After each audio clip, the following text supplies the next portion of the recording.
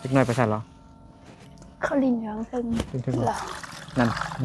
มาเธอได้หมดแล้วเข้าหมดแล้วตลอด ซ้ำมา2ปุ๊นี่ อ่า 2แถว แซ่บอยู่มันกินอยู่บ้านบ่ค่อยมักเพราะว่าตอนอยู่บ้านไอ้กินตลอดไปต้นของน้องมันจะเป็นพันธุ์มันหยัง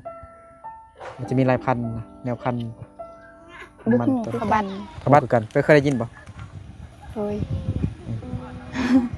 ว่ามีประตู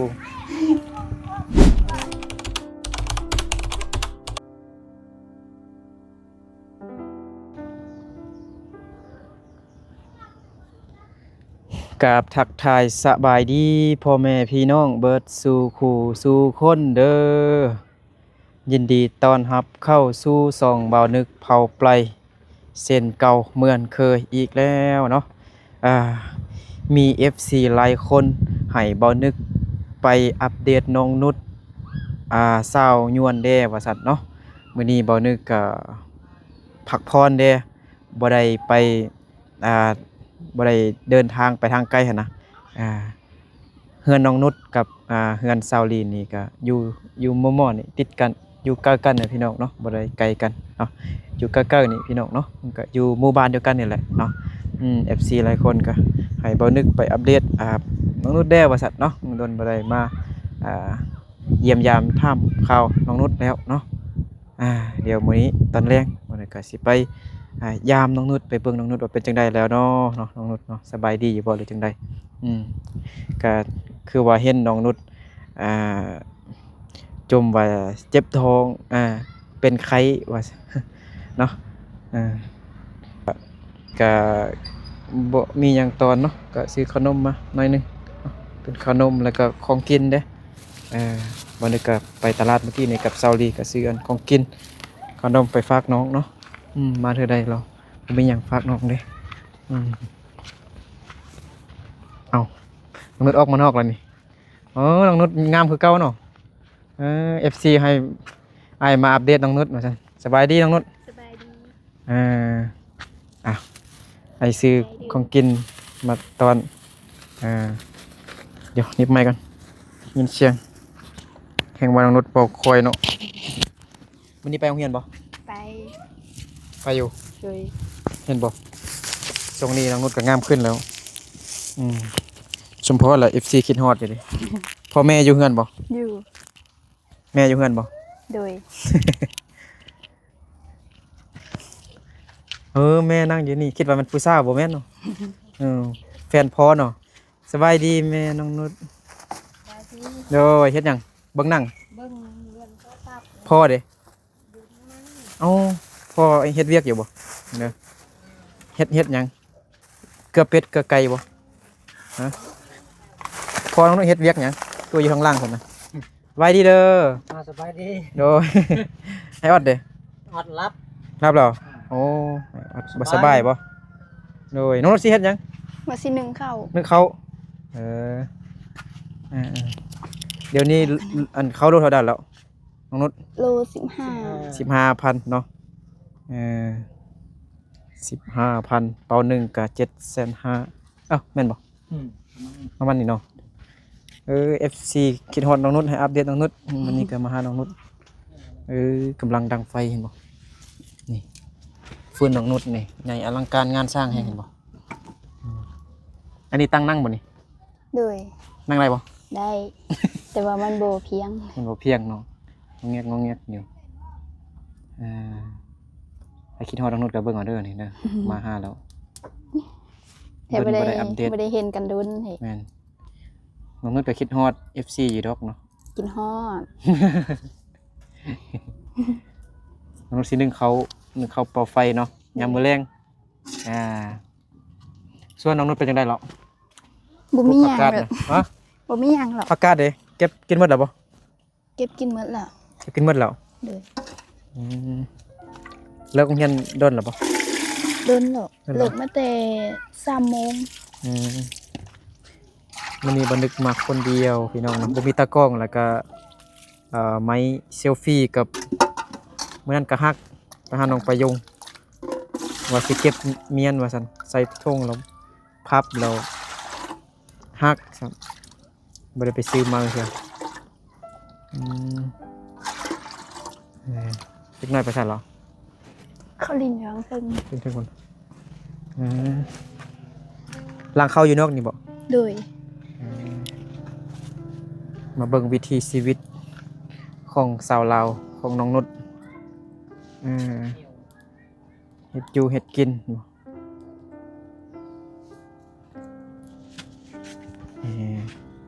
เอาฟื้นได้บ่มีบ่ บ่ อ๋อ หมดแล้ว หมดแล้ว โดย โอ้มื้ออื่นมื้อหื้อได้ซอกฟื้นโอ้ฉันเนาะวันเสาร์วันอาทิตย์ ถ้ามีรถก็ไปสอบ อยู่แคมป์น้ำเพียงบ่มีบ่ มันมีแต่อัน ฮะ ไม่ไม่หยัง อยู่ในน้ำมันแบบ ไม่ อยู่แคมป์น้ำแล้วมันเปียก มันเปียกมันซุ่มมันซื่นมันอันนั้นเนาะ อยู่อันนั่นเขาบ่ มันบ่ บ่มีแล้วเขาอันเขาจูดแล้วเขาแปลงส่วน ส่วนเนาะ เปียก บางทีเขาบ่หาเอาก่อนเนาะ เลย มื่อนั้นบอนึกกับเซาลีกับไปซอกเทื่อนึงเราไปซอกฟืนพี่น้องเนาะอยู่แคมป์ลำเพียง เราเจ้าของสวนเขา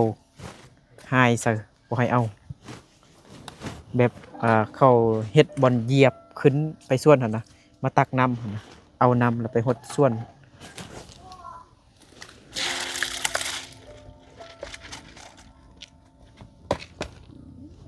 เขายังจักโล หมดแล้ว นั่น มาเธอได้หมดแล้วเขาหมดแล้วตลอด ซ้ำมา2ปุ๊นี่ อ่า 2แถว อืมมื้ออื่นวันเสาร์วันอาทิตย์เห็นยัง เลย ไปซอกฟืนหรือว่าไปห้างเงินบ่ บ่ฮู้เถื่อ ฮู้เถ เขา อะ บ่อันบ่มีเวียกหรอ มีเวียกแล้วบ่ เลย ส่วนมักมักทั่วดิเขาจ้างบ่เก็บมักทั่วน่ะ บ่ฮู้คือกัน ไอ้ลักก็ไปเด้ไอ้ลักก็ไปเด้มื้อนี้บ่ไอ้ก็ไปเด้ เขาก็จ้างอยู่ เขาจ้างอยู่เนาะไปเก็บมักทั่วก็ได้เสาร์วันอาทิตย์เก็บมักทั่วนี่เก็บตอนกลางคืนก็ได้หรือว่าวันเสาร์วันอาทิตย์บอกเข้าเรียนก็ไปก็ได้มาหาน้องเธอได้นี่เข้าหมดตลอด ซ้ำเข้าตลอด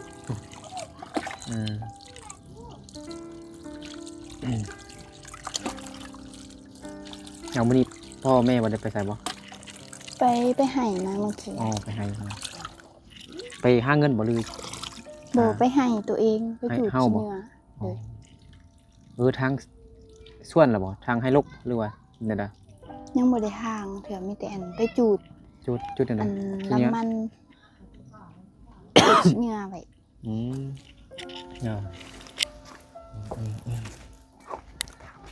ฮอดชวนแล้วล่ะบ่ ไป ฮอดชวนแล้วล่ะเนาะ เลย เบิ่งน้องนุชอยู่เบิ่งนั่นบ่ได้ปะ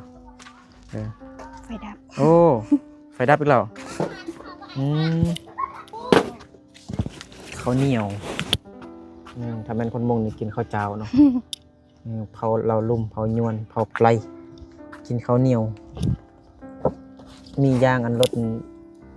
นั่นอยู่บ่บ่มีคือบ่ยืมอันนั้นพา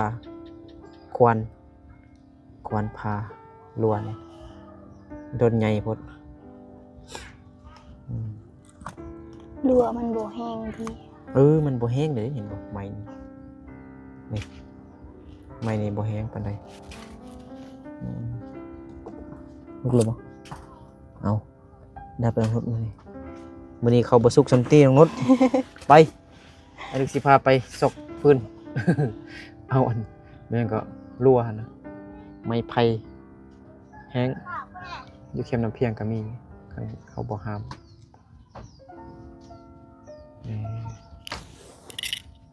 เขาฮอดหนึ่งนี่กินฮอดมื้ออื่นเนาะ เลย 2-3 มื้อพุ่น ฮอดมื้อประหยัดเนาะน้องนุชกินเขาน้อยอยู่ดอกแม่นบ่ เลย บ่ได้กินข้าวหลายน้ำทิพย์บ่ บ่ได้กินหลาย หือ กินสำกันนะ สำคัญ บ่มีใครกินหลายเนาะ ล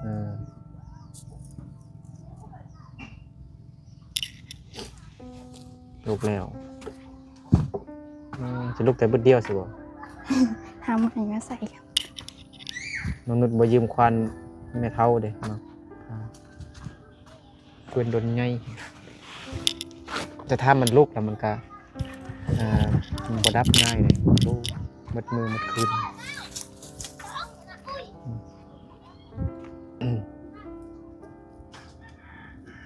เรามื้อแรงในเสียนยังกิน แกงปีกิน แกงปีกินบ่ โดย แกงหมักปีกินพี่น้องเนาะแกงใส่กับหยังซีนหยัง แกงแต่ปีเลย แกงไตปีซื่อ โดย ๆอ๋อแกงไตปีซื่อๆคันกินอยู่บ้านนี่อายถ้ามักอยู่แซ่บอยู่คันกินอยู่บ้านน่ะบ่ค่อยมักเพราะว่าตอนอยู่บ้านอายกินตลอดไปทางให้กลับมาแต่ให้ก็เอามาแล้วกินคือบนนึ่งแล้วก็ตำกินแซ่บเลย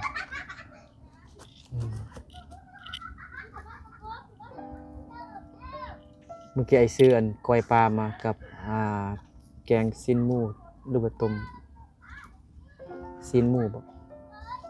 ไปตลาดเมื่อกี้นี่อยู่ตลาดคนร้ายเนาะ สมเป็นตลาดคนร้าย ตลาดแรงเมืองเพียง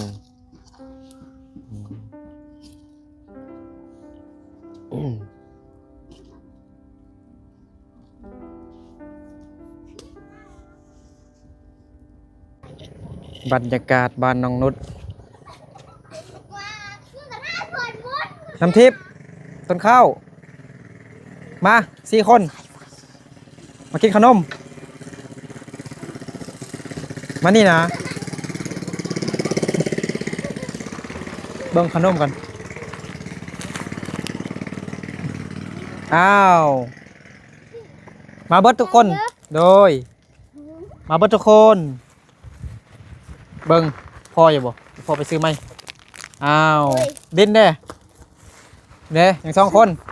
น้ำทิพย์กับน้องซื้อยังกันนะให้น้องก่อนเอา จะให้เศร้าน้อยก่อนเศร้าใหญ่เอาไปก่อนอ้าวซื้อยังฮะศิลาดินเอา ดินน้ำไป โดย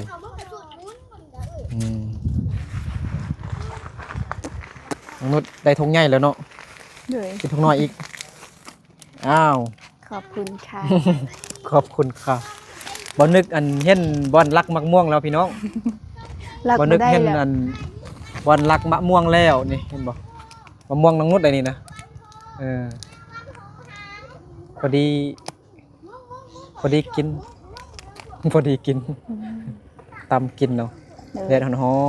นๆเนาะอันนี้ลำมันต้นเฮาบ่น้องนุช โดย เก็บปลูกปีนี้นี่เนาะแม่นบ่ โดยบ่ฮู้ว่าสิได้ปลูกบ่ มันเป็นหยัง ยังบ่ได้ไถอยู่ อ๋อบ่ได้ไทยเถอะบ่ โดย อ๋อคือบ่ไทยซั่นน่ะ บ่มี ก็บ่ เงิน ไถ ไถเหือ บ่มีเงินไปจ้างเงินเนาะเก็บบักทั่วก่อน นั่นก็แม่นเนาะ โดย คันซ้ำนี่นี่ได้ประมาณจักต้นได้หลายบ่ปีกายนี่หลายซ้ำนี่บ่หรือว่าหลายกว่านี้ ลายกว่านี้ หลายกว่านี้บ่ โดย อ๋อต้องได้ซื้อมาอีกกันบ่ลำมันบ่หรือว่าของเฮามีบ่ ไปสอกเอาบ่ได้ซื้อ บ่ซื้อเนาะไปเซาะกันเนาะ โดย อ๋อตัวที่เขาทิ่มเขาก็เอามาปลูกเลยเนาะอืมมันจะมีอันหลายแบบก็เนาะมันต้นน่ะของน้องมันจะเป็นพันธุ์มันหยังมันจะมีหลายพันธุ์นะแนวพันธุ์ บ่ มัน ฮู้ ต้น คือกัน โง่คือกัน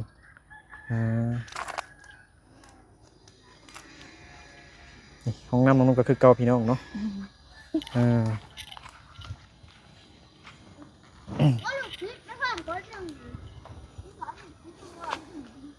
ห้องน้ำน้องนุชยังคือเก่านี่บ่มีประตูเนาะ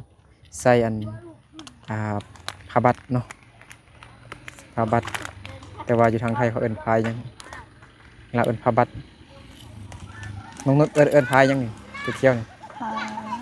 พามันยังพาบัดพายางเอิ้นพาบัดคือกันบ่ พายางพาบัด พาบัดเคยได้ยินบ่ เฮ้ย บ่มีประตูมีแต่เสากับหลังคามุงสังกะสียังบ่มีฟ้าเถื่อบ่นึกก็เป็นคนกลางเนาะมาถ่ายอัปเดตให้ FC พิจารณานำกันเนาะพยายาม สวยน้องนุชเนาะผู้เล็กผู้น้อยวันFC บัดทุกคนนะเป็นหูเป็นตานำกัน สวยน้องนุชเอาไปหาเงินก็ได้เงินมันก็ซื้อข้าวกินเนาะซื้อข้าวซื้อน้ำเสียค่าไฟอย่างต่างๆเก็บอันเงินบ้านเด้อย่างต่างๆอักลายพี่น้องเนาะต้องซื้อข้าวกินโอ้ยตกใจเบิดน้ำทิพย์เห็นยังนะมื้อนี้น้องบ่ได้ฮดส่วนบ่ได้ฮดนี่บ่ หดแล้ว ฮดแล้วนะ เลย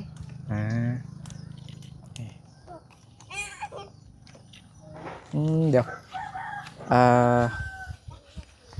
ยังซ้ายเนาะซ้ายนี่บ่ฮู้ว่าสินั่นอยู่บ่เนาะยังได้อยู่บ่ได้อยู่ ใช่ เนาะ มัน น้องนุ่นเอาดอกไม้เอาอีหยังผักหอมมาปลูกใส่ทรายเนาะทรายก็ยังลายอยู่เด้เนี่ยว่าสิเปลี่ยนใส่เป้า เปลี่ยนใส่เป่าไว้ดีๆเฮายังได้อันก่อฟ้าห้องน้ำเนาะถ้ามีเงินมีงบอนาคตต่อไปนี่รถชูชีวิตแห่งวันเสาร์วันอาทิตย์บ่ได้อยู่บ้านเลยไปหารับจ้างมื้อละ100,000 กว่าหัว200,000หรือว่า200 กว่า300 กว่าบาทเนาะหาเงินซื้อข้าวกินเนาะน้องนุชบ่ได้เฮ็ดให้บ่มีดินเฮ็ดให้เนาะเฮ็ดแต่ส่วนมันต้นเนาะ เลย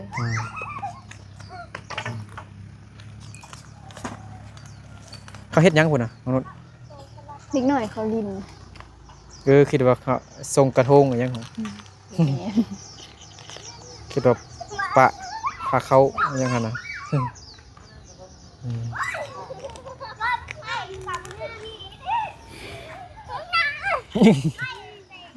น้องดินจะอาบน้ำเนื้อแม่นบ่อ้าวกูบ่ตอบไปซั่นน่ะดินอาบน้ำบ่แม่น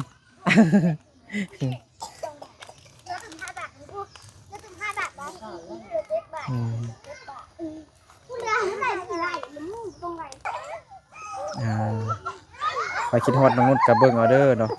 มาอัปเดตน้องนุชแล้วเนาะมันก็งามขึ้นเรื่อยๆพี่น้องเนาะใหญ่ขึ้นก็งามขึ้นเลยนุชงามบ่งามบ่ งามเนี่ยเด็กน้อยว่านุชงามถ้านุชงามคือบ่ได้ผัวปานนี้ซั่นน่ะฮะนั้นมันบ่คันได้ผัวก็ต้องมีลูกแล้วไอ้นึกรอบ่ไอ้นึกรอบ่ไอ้นึกงามบ่ฮะไอ้นึกงามบ่ไอ้นึกสวยบ่ฮะงามคันไอ้นึกบ่งามเนี่ยบ่ได้เมียดอกไอ้นึกต้องงามต้องรออยู่แล้วเนาะจึงได้เมียคนบ่งามบ่ได้เมียอยู่แล้วคน แต่กี้น้องนุชก็อาบน้ำอยู่นี่เนาะแต่กี้นี่เปียกเบิดเลยเนาะ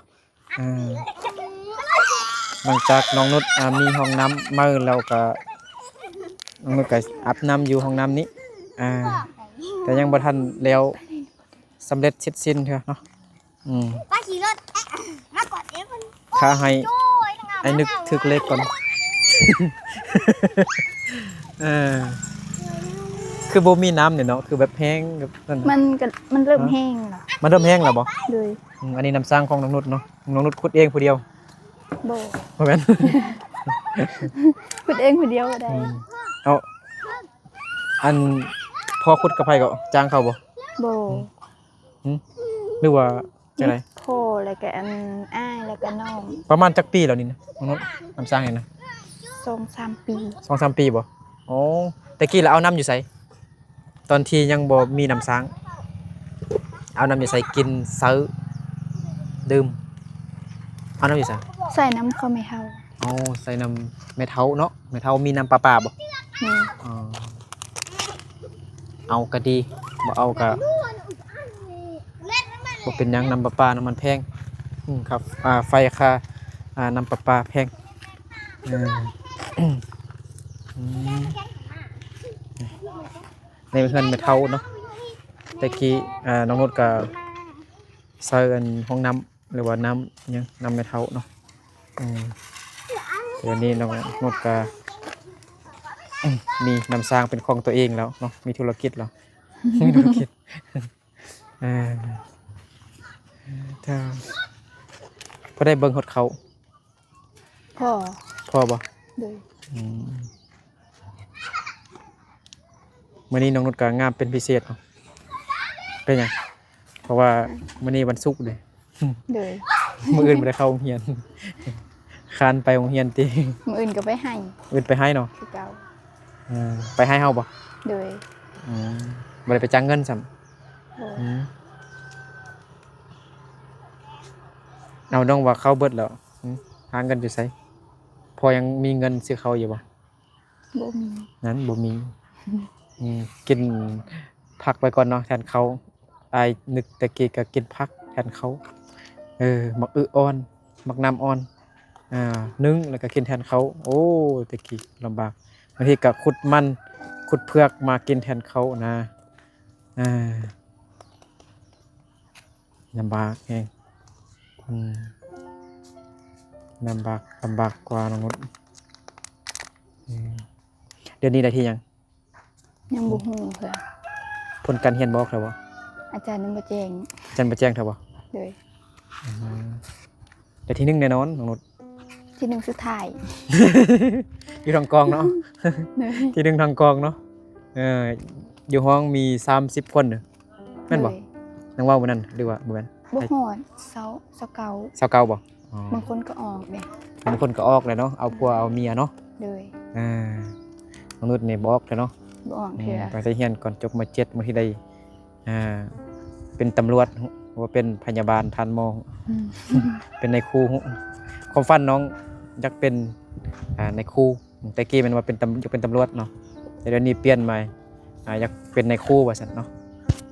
ถ้ามีถ้าเรียนเก่งหรือว่ามีงบมีเงินก็ได้ไปเนาะอันบ่มีเทื่อเขาก็ไปหาเงินก่อนจึงค่อย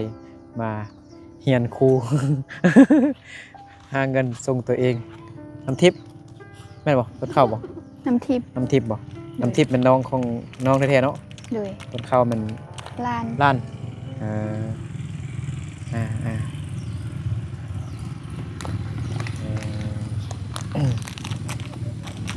ก็